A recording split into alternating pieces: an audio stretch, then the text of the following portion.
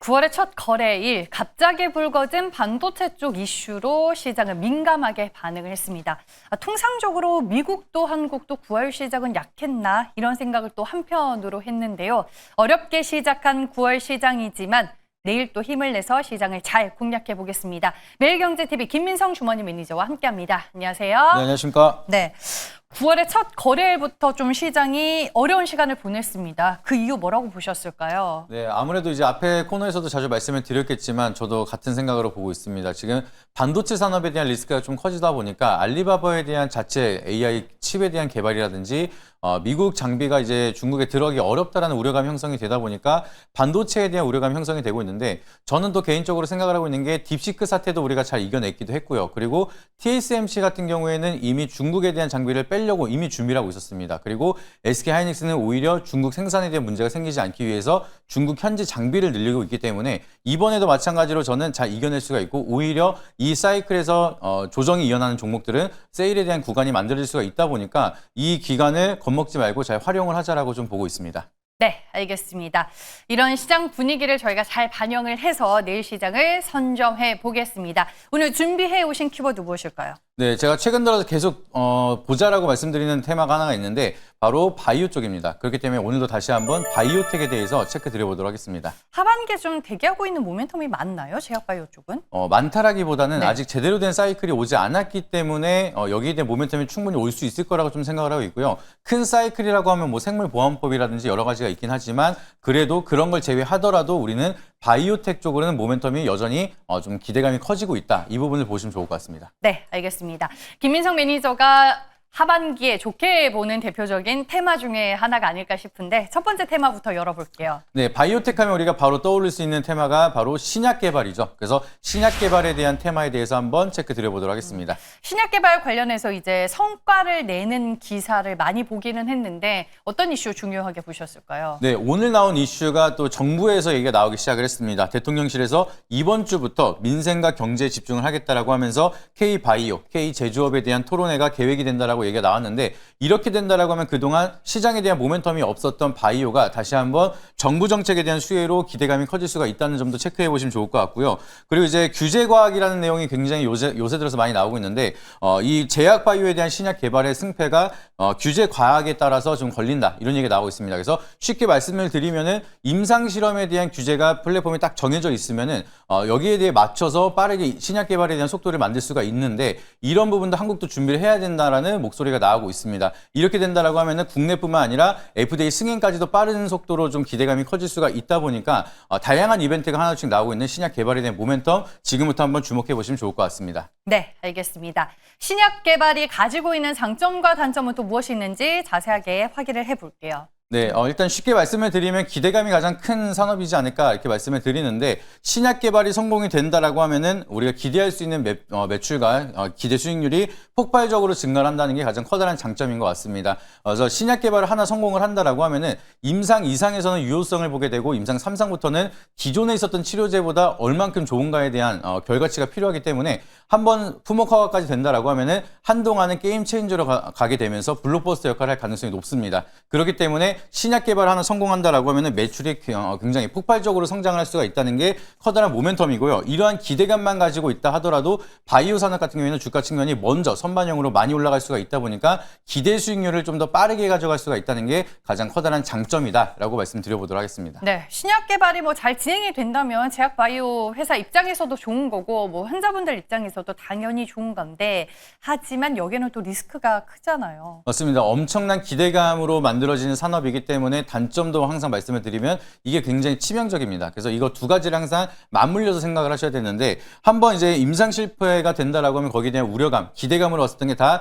세론으로 이어질 수가 있다 보니까 여기에 대한 리스크 관리가 선제적으로 필요하다라고 보시면 좋을 것 같고요. 이제 돌발 변수가 항상 나타날 수가 있습니다. 우리가 FDA 승인이라든지 식약처 승인이라든지 이런 기대감이 올라갔는데 갑작스럽게 예상치 못한 변수가 만들어진다라고 하면은 많은 기대감이 우려감으로 변하게 되면서 변동성이 커질 수 있다는 리스크. 그렇기 때문에 기대 수익률을 많이 가져갈 수가 있는 대표적인 산업이지만 그만큼 리스크도 많이 커질 수가 있는 게 대표적인 게 신약 개발이기 때문에 양쪽에 대한 모멘텀 다 체크를 하면서 항상 좋은 모멘텀이 있더라도 리스크 관리는 필수적으로 해야 된다. 이 부분 체크해 보시면 좋을 것 같습니다. 네, 알겠습니다. 바이오텍 안에서 신약 개발이라는 첫 번째 테마에 대해 저희가 알아봤고요. 두 번째 테마로 넘어가 볼게요. 네, 두 번째 테마로는 이제 계속해서 최근 들어서 언급이 많이 되고 있습니다. 바이오에 대한 트렌드가 변하고 있기 때문에 두 번째 테마로는 플랫폼 기술에 대한 모멘텀 한번 체크 드려보도록 하겠습니다. 네, 차별화된 플랫폼 기술력을 가지고 있는 제약 바이오 기업들이 기술 수출이라는 성과로 또 많이 연결이 되고 있잖아요, 요즘에는. 맞습니다. 이제는 돈 버는 바이오 기업들이 하나둘씩 늘어나고 있기 때문에 실적을 기반해서 올라가고 있는 기업들이 너무나 많습니다. 과거에는 이제 CDMO만 돈을 번다라고 생각을 했는데 이제는 플랫폼을 잘 만든다라고 하면은 여기에 대한 실적 모멘텀이 커지고 있기 때문에 여기에 대한 이슈 잘 체크해 보시면 좋을 것 같고요. 이제 상반기 기술 수출만 본다 하더라도 플랫폼 기술을 합산한 12조가 넘어가는 기술 수출을 보여주고 있습니다. 그래서 여기에 대한 모멘텀이 지속적으로 커진다라고 하면은 돈을 버는 바이오는 지속적인 성장이 가능할 거라는 기대감이 이어질 수가 있다 보니까 이 부분 계속해서 체크해 보시면 좋을 것 같고요. 지금 한국 바이오 협회도 마찬가지로 신약 개발에 대한 모멘텀 이것도 중요하지만 플랫폼 기술에 대한 핵심 성장 전략이 필요하다라고 얘기할 정도로 계속해서 플랫폼에 대한 기대감이 더욱더 커지고 있다는 점. 그러면 좋은 플랫폼을 가지고 있는 기업은 추가적인 시장의 상승 모멘텀이 될 수가 있다 보니까 계속해서 한번 체크해 보시면 좋을 것 같습니다. 네, 알겠습니다. 플랫폼 기술에 대한 장점과 단점은 어떻게 분석을 해 오셨을까요? 네, 플랫폼 기술에 대한 장점 먼저 말씀을 드리면 일단은 임상 실패에 대한 리스크가 상대적으로 좀 적습니다. 이제 여러 파트너사랑 동시다발적으로 계약이 가능한 게 기술 플랫폼이기 때문에 한 기업에 대한 라인셋으로 임상 실패가 된다라고 하면 거기에 세론이 나타난다라기보다는 좋은 플랫폼은 여러 기업들과 분산을 해서 여러 가지 안정적인 수익을 만들 수가 있다는 게 가장 커다란 장점이라고 보시면 좋을 것 같고요. 그리고 한번 개발이 돼서 상용화가 된다라고 하면은 장기적인 수익으로 꾸준하게 실적을 찍어낼 수가 있다는 게 커다란 모멘텀이 될 수가 있다는 점. 우리가 잘 알고 있는 로열티에 대한 모멘텀이 이 기술 플랫폼에 대한 모멘텀으로 가져갈 수가 있다는 게 커다란 장점이다. 이렇게 말씀드려보도록 하겠습니다. 네, 알겠습니다. 임상 실패 우려 시에 분산이 가능하고 장기 안정적인 수익원 확대 기대해 볼 수 있다라고 장점을 분석해 주셨고요. 단점으로 뭘 체크해야 될까요? 네, 플랫폼 같은 경우에는 신약 개발이 아니다 보니까 여기에 대한 기술 이전이 된다라고 하더라도 로열티만 받게 됩니다. 그렇기 때문에 여기에 대한 좀 수익이 기존에 있었던 신약 개발에 대한 산업보다는 조금 더 미미할 수가 있다는 점. 그래서 폭발적인 퍼포먼스를 기대하기보다는 안정적인 상승을 기대해야 된다는 게 지금에 대한 단점이라고 보시면 좋을 것 같고요. 그리고 이제 플랫폼 같은 경우에는 비슷한 기술을 가지고 있는 기업들이 너무나 많습니다. 그래서 여기에 대한 기술 경쟁이 지속적으로 이어진다라고 하면은 경쟁사들이 글로벌 빅파마기 때문에 기업이기 때문에 글로벌 빅파마보다 우수한 기술을 가지고 있는 기업이 몇이나 될까? 그렇기 때문에 거기에 대한 디테일한 분석이 필요하다는 점을 잘 체크해 보시면 좋을 것 같습니다. 네, 알겠습니다. 바이오텍이라는 큰 키워드 안에서 신약 개발 그리고 플랫폼 기술 이렇게 두 가지의 테마로 나눠서 저희가 좀 분류를 해봤는데 좀 명확하게 확실하게 좀 구분 지을 수 있는 테마의 기준이라든지 정의가 있을까요? 네, 신약 개발은 말 그대로 임상 실험을 하는 기업이라고 보시면 될 것 네. 같고요. 플랫폼이라고 하면은 신약 개발이 아닙니다. 신약 개발을 하는 기업들이 추가적으로 그 물질을 잘 쓸 수 있게끔 플랫폼을 가지고 있는 기업이기 때문에 어떻게 보면 바이오텍의 하나로 묶어서 볼 수가 있지만 명확하게 하는 사업은 다르다는 점을 보시면 좋을 것 같습니다. 네, 알겠습니다. 이제 그럼 선택을 해보러 가보겠습니다. 오늘 바이오텍 안에서 어떤 테마를 골라주실 건가요? 저는 좀 더 안정적인 기대감을 가져갈 수 있는 플랫폼 기술에 대한 모멘텀을 한번 체크 드려보도록 하겠습니다. 네, 상대적으로 리스크가 적은 플랫폼 기술을 선택하겠다라고 말씀해 주셨고요. 그 안에서 종목은요? 네, 요걸 말씀드리면 플랫폼이 이런 기업이구나 생각이 들 겁니다. 그래서 바로 이해될 수 있는 알테오젠 말씀드리도록 하겠습니다. 네, 알테오젠이 가지고 있는 차별화된 플랫폼 기술은 이제 말하기에 입 아픈 것 같아요. 맞습니다. 우리가 너무나 잘 알고 있는 히알루로니다제를 통한 이제 ALT-B4라는 물질을 통해서 로열티를 가져가게 되는데 제가 말씀드린 플랫폼이 이런 겁니다. 기존에 있었던 키트루다를 추가적인 제형을 통해서 변형을 시키기 때문에 이 플랫폼에 대한 매출이 추가적으로 들어오는 게 안정적인 실적이 들어올 수 있다라는 모멘텀이 된다. 그렇기 때문에 플랫폼은 이 키트루다 SC뿐만이 아니라 추가적으로 다른 물질이라고 하면은 다른 기업들과 추가적인 계약이 가능합니다. 그래서 안정적으로 수익을 가져갈 수가 있는데 알테오젠은 이 ALT-B4에 대한 모멘텀을 가장 중요하게 보는 게 맞다라고 보고 있고요. 이 기업에 대한 로열티만 하더라도 연간 1조 수준에 대한 모멘텀이 형성이 된다라고 많은 증권가들이 얘기를 하고 있습니다. 근데 로열티가 1조 원 들어간다라고 하면은 여기에 따로 비용이 발생되는 게 없기 때문에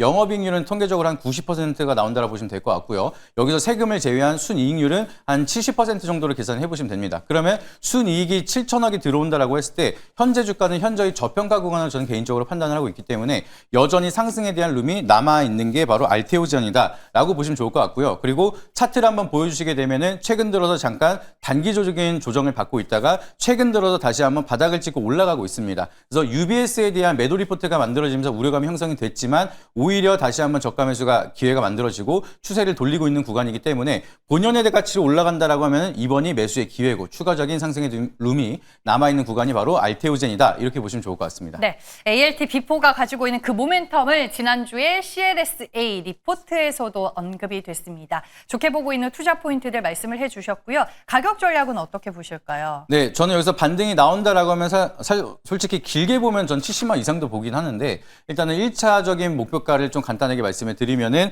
1차 목표는 일단 50만 원 그리고 추가적으로 반등이 나올 때마다 체크를 드리도록 하겠습니다. 그리고 이제 손절가 라인은 39만 원으로 제시드리도록 할 테니까 여기 가이드라인 참고해 보시면 좋을 것 같고요. 알테오젠도 마찬가지로 넥스트레이드로 접근이 가능한 종목이니까 현재가로 편히 말씀드려보도록 하겠습니다. 네, 알겠습니다. 명실상부 제약바이오 기업을 대표하는 알테오젠을 오늘의 종목으로 소개를 해주셨습니다. 오늘은 무료 방송 준비하셨나요? 네, 4시 반에 무료 방송 진행할 예정이고요. 바이오를 새롭게 접근하시는 분들은 이게 너무 어렵다라고 생각하실 수가 있습니다. 그래서 오늘은 여러분들이 처음 시작하시는 분들도 바이오에 대해서 제대로 이해할 수 있게 좀 준비를 많이 했으니까 공개 방송 꼭 참여하시길 바라도록 하겠고요. 종목을 통해서 알테오젠, 3톤당 제약, ABL 바이오 이 기업에 대한 산업과 이 기업에 대한 분석을 통해서 정확한 투자 포인트 잡아드리도록 하겠습니다. 그래서 4시 반에 유튜브에 김민성 검색하시거나 네이버에 김민성 나눔방 검색하셔서 네이버 밴드 입장하시고 이따 4시 반에 공개 방송 놓치지 않으시길 바라도록 하겠습니다. 네, 알겠습니다. 오늘 시장에서는 다소 부진했었던 섹터가 또 제약바이오가 아닐까 싶습니다. 알테오젠은 강했지만 추가적인 제약바이오 기업 무료 방송 가시면 얘기 들으실 수 있다는 점 기억하시길 바라겠습니다. 대결 내일의 테마 지금까지 매일경제TV 김민성 주머니 매니저와 함께했습니다. 고맙습니다.